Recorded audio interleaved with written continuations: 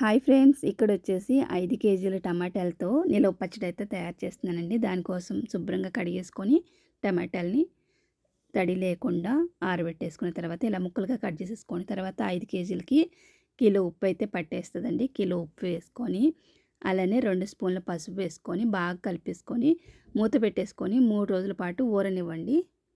మూడవ రోజు శుభ్రంగా వాటర్ అంతా పిండేసి రసం అంతా ఇంట్లో పెట్టేసుకొని ముక్కలను ఒకటి ఎండలో పెట్టి 3 రోజుల పాటు బాగా ఎండిన తర్వాత ఇప్పుడు మనం రుబ్బే రోజే 1 కేజీ చింతపండుని రసంలో నానబెట్టుకొని అలానే 1 కిలో కారం వేసుకోవాలి. తర్వాత ఇవన్నీ రసంలో నానబెట్టేసుకొని బాగా నానిన తర్వాత 5 స్పూన్లు ఆవు పిండి అలానే 3 స్పూన్ల మెంతిపిండి కూడా వేసుకొని బాగా కలిపేసుకొని రుబ్బేసుకోవడమే. రుబ్బేసుకొని ఎప్పుడు కావాలంటే అప్పుడు తాలింపు పెట్టుకుంటే చాలా బాగుంటుంది.